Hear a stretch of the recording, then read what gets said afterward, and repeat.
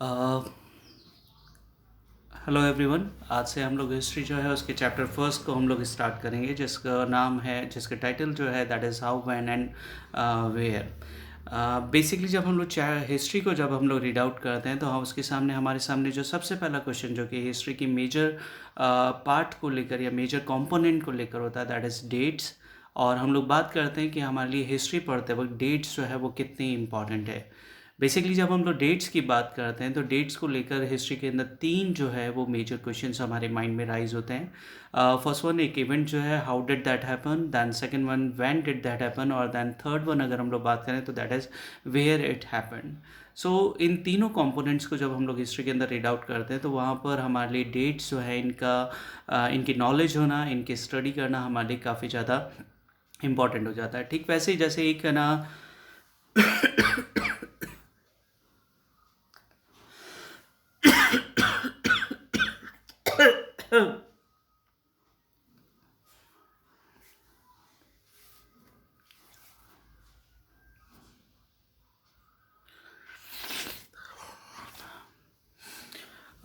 Hello everyone, class 8 chapter first that is how when and where history का।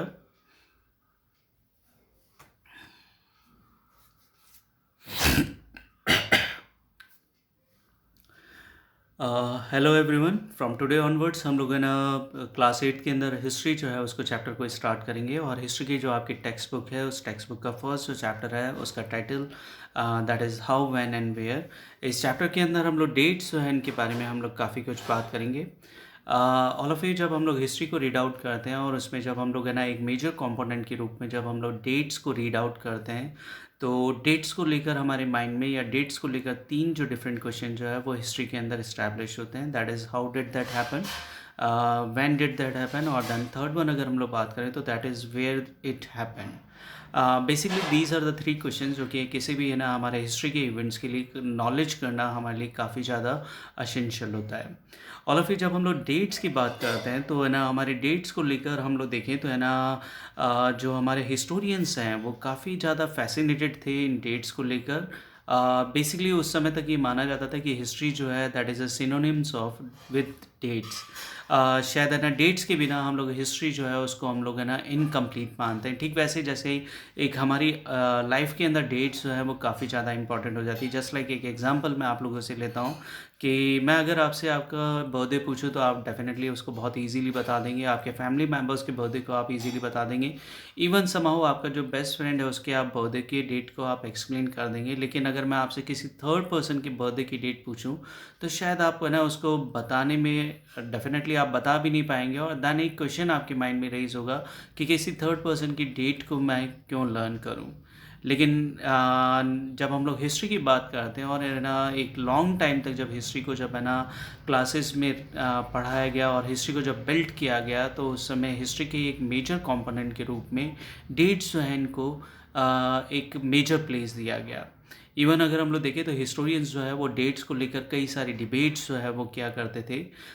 Just like है ना एक king जो है उसका क्राउन वो कब है ना एज ए एम्परर के रूप में, एज ए किंग के रूप में अपॉइंट हुआ, वॉर जो है वो किस प्लेस पे हुई और कब हुई, और दैन जो चेंजेस जो सोसाइटी में आए उनके लिए कौन सी डेट जो है वो रिस्पॉन्सिबल रही।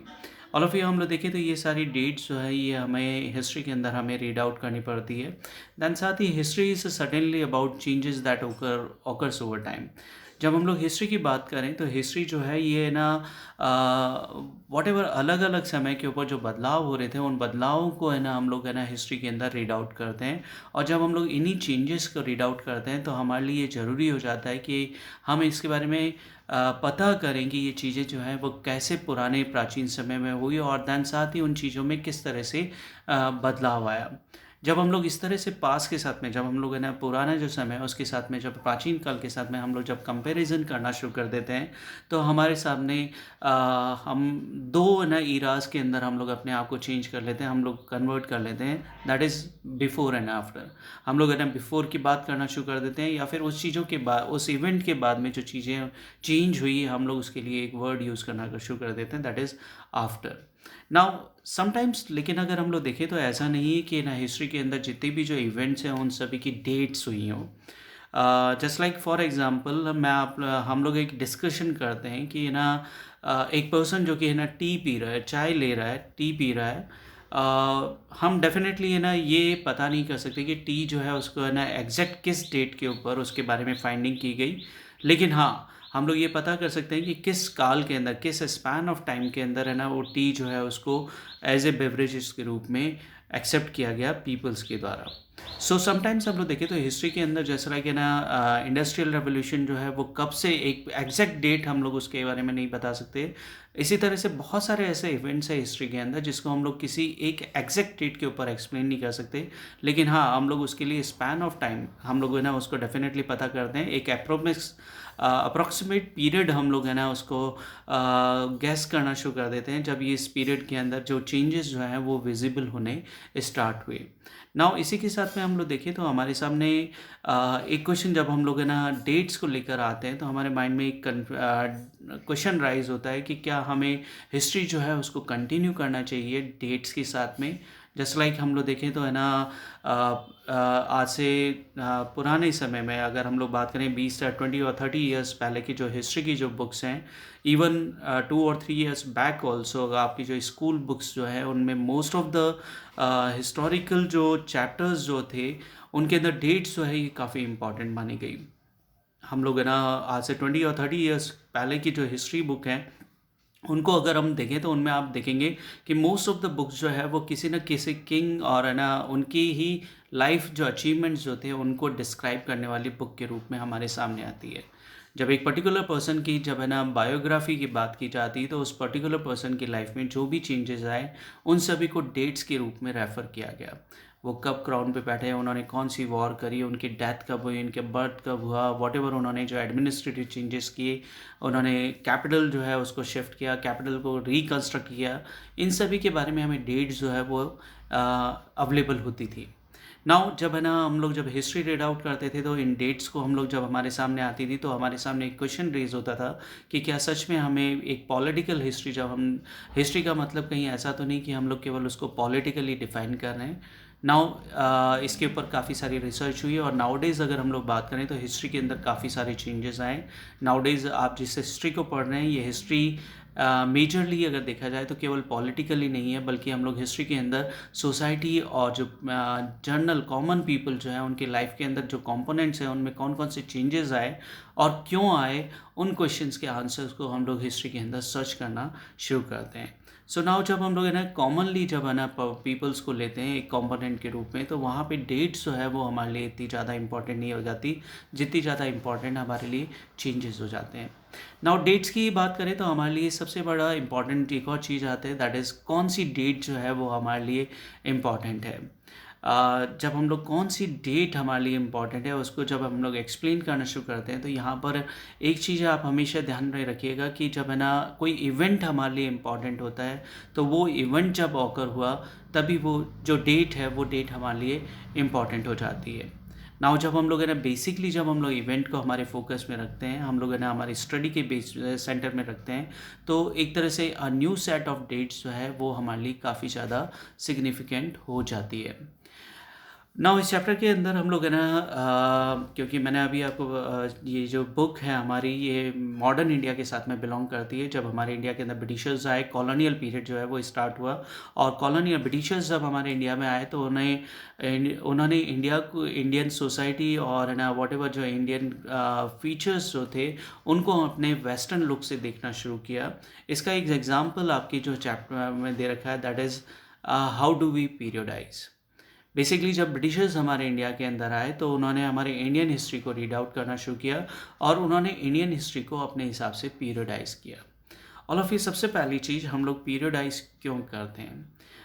बेसिकली हिस्ट्री जो है दैट इज़ नॉट अ 1 और 2 और 100 और 200 ईयर्स स्टोरी। हम लोग हिस्ट्री की बात करें तो दैट इज़ अ थाउजेंड्स और लैक्स ऑफ ईयर्स जो है उसको हम लोग हिस्ट्री के अंदर इस्टेब्लिश कर सकते हैं। और आप देखेंगे कि है ना जब हम लोग एक लॉन्गर पीरियड को हम लोग रीड आउट करते हैं तो उस लॉन्गर पीरियड में कहीं ना कहीं कोई ब्रेक ऐसा आता है जो कि अपने उससे पहले की चीज, उससे पहले के इवेंट्स और उसके बाद के इवेंट्स के अंदर कहीं ना कहीं एक सिग्निफिकेंट डिफरेंस लाता है। नाउ इसी सिग्निफिकेंट डिफरेंस को हम लोग पीरियडाइज के रूप में हम लोग एक्सप्लेन करने की कोशिश करते हैं। याद रखिएगा, पीरियडाइज का मतलब डिसकंटिन्यू नहीं करना है, बल्कि इसका मतलब ये है कि कंटिन्यू करते वक्त जो डिफरेंसेस हैं उन डिफरेंसेस को हाईलाइट किया जाए और उन्हीं डिफरेंसेस के बेस के ऊपर हिस्ट्री को पीरियडाइज किया जाए। ब्रिटिशर्स के आने के बाद में हम लोग देखें तो ये पीरियडाइज करने का एक कॉन्ट्रीब्यूशन जो है वो जेम्स मिल के द्वारा किया गया। 1817 के अंदर हम लोग देखें तो जेम्स मिल, जो कि एक स्कॉटिश इकोनॉमिस्ट थे और दैन साथ ही एक पॉलिटिकल फिलोसोफर थे, उन्होंने हमारे इंडिया में रहते हुए उन्होंने एक बहुत बड़ा हिस्ट्री की जो है ना वर्क किया, that is a history of British India, जो कि उनके लिटरेचर का नाम है, जो कि उन्होंने जिसमें उन्होंने हमारी इंडियन हिस्ट्री जो है उसको उन्होंने डिस्क्राइब करने की कोशिश करी। Now in this one book अगर हम लोग बात करें तो उन्होंने इंडियन हिस्ट्री जो है उसको 3 पीरियड के अंदर डिवाइड किया। पहला हिंदू, दूसरा मुस्लिम और तीसरा ब्रिटिशर्स। नाउ अगर हम लोग बात करें तो ये ना पीरियडाइजेशन जो किया गया, ये एक तरह से कहा जाए उस समय जब है ना ये बुक पब्लिश हुई और उसके बाद में जब है ना पीपल्स ने जब इस बुक को पढ़ना शुरू किया तो हम लोग देखें तो इसको बहुत सारे लोग ऐसे थे जिन्होंने इस है ना पीरियडाइजेशन को एक्सेप्टेड किया। लेकिन अगर हम लोग जब है ना बाद में, और इवन अगर आज अगर मैं आप लोगों से क्वेश्चन पूछता हूँ कि क्या आप है ना इस पीरियडाइजेशन को एक्सेप्ट करते हैं, तो शायद हमारा आंसर जो है वो नहीं होगा। इसके पीछे रीज़न है कि जेम्स मिल जब पीरियडाइज कर रहे थे तो उन्होंने हमारी हिस्ट्री को 3 पार्ट में डिवाइड किया। पहला उस पार्ट में जब हिंदू रूलर्स जो है वो काफ़ी ज़्यादा मेजोरिटी में थे। दैन दूसरा उस पीरियड को उन्होंने एक्सप्लेन किया जब हिंदू किंग्स की जगह अब मुस्लिम के एम्परर्स या मुस्लिम नव किंग्स जो है वो इस्टेब्लिश हुए। और दैन थर्ड वन हम लोग देखें तो 1600 के ईयर के एडी के बाद में जब ब्रिटिशर्स के हमारे इंडिया में आना शुरू हुआ तो उन्होंने इसको ब्रिटिश पीरियड के रूप में उसको उन्होंने एक्सप्लेन किया। नाउ इसकी पीरियडाइजेशन के पीछे अगर हम लोग बात करें तो यहाँ पे मील की एक आइडियोलॉजी, एक माइंडसेट जो है वो काफ़ी हद तक रेस्पॉन्सिबल रहा। मील जो है वो ये मानते थे कि है ना जितने भी जो एशियन सोसाइटीज़ हैं, चाहे वो इंडिया हो या even China or other Asian countries हो, यहाँ की जो सिविलाइजेशन जो है that is a lower than the European civilization. और दैट्स वाई इसीलिए उन्होंने अपनी सिविलाइजेशन की सुपीरियरिटी को बताने के लिए उन्होंने ये बताने की कोशिश करी कि किस तरह से हिंदू पीपल जो है, सॉरी इंडियन पीपल जो है वो किस तरह से रिलीजन्स के बीच में डिवाइडेड है। जैसे फॉर एग्जांपल वो ये लिखते हैं कि है ना before the British came to India Hindu and Muslim despots rule the country. Religious intolerance हमारे कंट्री में थी, कास्ट टैबूज हमारे कंट्री के अंदर थे, सुपीरियरिटीज प्रैक्टिसेस जो है वो हमारे पीपल के द्वारा की जा रही थी और वो डोमिनेट कर रही थी हमारी सोशल लाइफ को। नाउ मील ने इसी आइडियोलॉजी को, इसी थॉट को उन्होंने इस पीरियडाइजेशन के अंदर एक्सप्लेन करने की कोशिश करी है। नाउ बेसिकली ये तो मील के पीरियडाइजेशन के बाद में जब हम लोग है ना अदर है ना जब है ना और ज़्यादा फर्दर डेवलपमेंट किए गए, इवन जब हमारे इंडियन हिस्टोरियंस जब जो उन्होंने जब है ना पीरियडाइजेशन हमारे इंडियन हिस्ट्री का करना शुरू किया तो उन्होंने एक वाइडली तरीके से उन्होंने हमारे हिस्ट्री के 3 कंपोनेंट्स के रूप में उन्होंने एक्सप्लेन किया। पहला पार्ट जो है वो ancient India, ancient, then second one जो है that is medieval and third one जो है that is modern period. Now ये जो डिवीज़न जो था, ये डिवीज़न काफ़ी हद तक है ना इसके अंदर रिलीजन और जो ना डिवीज़न्स जो थे हमारे इंडिया के अंदर उनको इतनी ज़्यादा सुपीरियरिटी नहीं दी गई। लेकिन इसके बावजूद अगर हम लोग देखें तो this division 2 has its problem. इसकी खुद की कुछ समस्याएं थी। जैसे for example it is a periodization that is borrowed from the west where the modern period was associated with the growth of all forces of modernity, science, reason, democracy, liberty and equality. Medieval was a term used to describe a society where these features of modern society did not exist. All of you अगर हम लोग देखें तो ये जो ancient, medieval और modern जो periodisation का जो आइडिया है, ये आइडिया जो वेस्टर्न वर्ल्ड से लिया गया। वेस्टर्न वर्ल्ड जहाँ पे हम लोग देखें तो सिविलाइजेशन जो है उसके ग्रोथ होने में एक लॉन्गर पीरियड था कंपेयर टू इंडिया, और दैट्स वाई इसीलिए हम लोग देखें तो उसके पीरियडाइजेशन को वैसा एक्सेप्ट करने के लिए हमारे इंडियन हिस्ट्री में कई सारी प्रॉब्लम्स जो है वो राइज होनी शुरू हुई। जैसे फॉर एग्जांपल हम लोग है ना वेस्टर्न वर्ल्ड की बात करें तो मॉडर्न जो पीरियड वेस्टर्न वर्ल्ड में स्टार्ट होता है उसके कई सारे फीचर्स थे, जैसे साइंस था, रीजन था, डेमोक्रेसी थी, लिबर्टी थी, इक्वलिटी थी। लेकिन अगर ऑल ऑफ यू अगर हम लोग सरप्राइजिंगली अगर इन्हीं फीचर्स को हम लोग हमारे इंडिया के अंदर देखने की कोशिश करते हैं तो आप देखेंगे कि हमारी एंशियंट इंडिया के अंदर ही साइंस डेवलप था, एंशियंट इंडिया के अंदर ही डेमोक्रेसी इस्टेब्लिश थी, दैन एंशियंट इंडिया के अंदर ही हम लोग देखें तो पीपल्स जो है उनको लिबर्टी और इक्वलिटी भी काफ़ी हद तक मिल चुकी थी।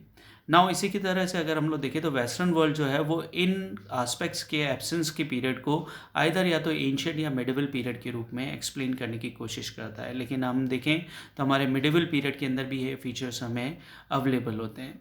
सो नाउ इस डिबेट के बेस के ऊपर या इस टर्म के बेस के ऊपर हम लोग ये कह सकते हैं कि जब हम लोग कंट्रीज़ को इंडिविजुअली जब हम लोग हिस्टोरिकल मैनर के अंदर रीड आउट करते हैं तो आप याद रखिएगा कि पीरियडाइजेशन जो है वो डिफरेंट हो सकता है, पीरियडाइजेशन के पैरामीटर्स जो है वो डिफरेंट हो सकते हैं।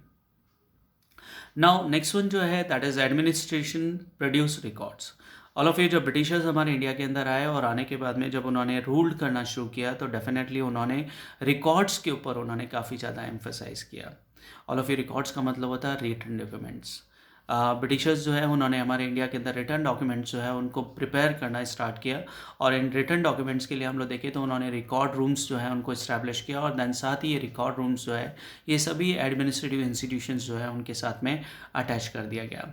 नाउ इसके साथ में ब्रिटिशर्स जो है वो ये मानते थे कि जितने भी जो इम्पॉर्टेंट डॉक्यूमेंट्स जो है उनको केयरफुली रिटर्न होना चाहिए और दैन साथ ही उनको प्रिजर्व होना चाहिए। नाउ इसीलिए हम लोग देखे थे इसके प्रिजर्वेशन के लिए हमारे इंडिया के अंदर आर्काइव्स या लाइब्रेरीज जैसी चीज़ें जो हैं उनको लार्जली डेवलप किया गया, जहाँ पर ये डॉक्यूमेंट्स जो है इनको प्रिजर्व करके रखा जा सके। नाउ इसके पीछे ब्रिटिशर्स की एक और ना आइडियोलॉजी थी। उनका ये मानना था कि अगर डॉक्यूमेंट्स प्रिजर्व है तो इनके बेस के ऊपर एक प्रॉपर स्टडी की जा सकती है, और प्रॉपर स्टडी करने के बाद में उनके ऊपर हम लोग डिबेट कर सकते हैं। नाउ इसके साथ में हम लोग देखें तो 19th सेंचुरी की मिडिल तक आते आते हम लोग देखते हैं कि ना प्रिंटिंग का स्प्रेड हुआ, और दैन साथ ही मल्टीपल कॉपीज़ जो है उनको बनाना काफ़ी ज़्यादा ईजियर हो गया था। दैट्स वाई इसीलिए एक है ना गवर्नमेंट इंस्टीट्यूशन के लिए, गवर्नमेंट डिपार्टमेंट्स के लिए रिकॉर्ड जो है इनको रखना काफ़ी ज़्यादा ईजियर हो गया। दैट्स वाई इसीलिए हम लोग देखते हैं कि ब्रिटिशर्स एडमिनिस्ट्रेशन को लेकर जितने भी जो रिकॉर्ड्स हैं वो बहुत केयरफुली प्रिजर्व किए गए, और वो आज भी हमें अवेलेबल होते हैं। ब्रिटिशर्स ने न केवल रिकॉर्ड्स के ऊपर एम्फेसाइज किया, बल्कि हम लोग देखें तो ब्रिटिशर्स ने एक और चीज़ के ऊपर काफ़ी ज़्यादा एम्फेसाइज किया, और वो था सर्वेस के ऊपर। ब्रिटिशर्स जब हमारे इंडिया में आए और आने के बाद में एज ए एडमिनिस्ट्रेटिव हेड के रूप में इस्टेब्लिश हुए, तो उन्होंने अपने एडमिनिस्ट्रेशन को स्ट्रॉन्ग करने के लिए सर्वेस जो है उनको उन्होंने इस्टेब्लिश करना स्टार्ट किया। सर्वेस जो है उनको एक प्रोसेस जो है सर्वेस का वो उन्होंने स्टार्ट किया। End of the 19th century में हम लोग देखें तो सर्विस जो है ये काफ़ी ज़्यादा इंपॉर्टेंट हो गया, और इन सर्विस के अंदर जो सबसे बड़ी जो सबसे पहला जो चीज़ उन्होंने जो चेंज करी that is census. That's mean उन्होंने पॉपुलेशन जो है उसको उन्होंने काउंट करना शुरू किया। उन्होंने सबसे पहले 1871 के अंदर हम लोग देखें तो उन्होंने पॉपुलेशन जो है वो काउंटिंग स्टार्ट करी, और उन्होंने कहा कि ये पॉपुलेशन काउंटिंग या सेंसस जो है ये हर 10 साल के अंदर, एवरी 10 ईयर्स के अंदर इसको इस्टेब्लिश किया जाएगा। दैन साथ ही हम लोग देखें तो उन्होंने डिटेल रिकॉर्ड्स जो हैं वो पीपल्स के उन्होंने प्रिपेयर करने स्टार्ट किए, जो कि ना डिफरेंट प्रोविंसेस हमारे इंडिया के अंदर हैं, वहाँ की जो पॉपुलेशन जो थी उनको लेकर कई सारे रिकॉर्ड्स जो हैं उनको उन्होंने मेंटेन करना स्टार्ट किया।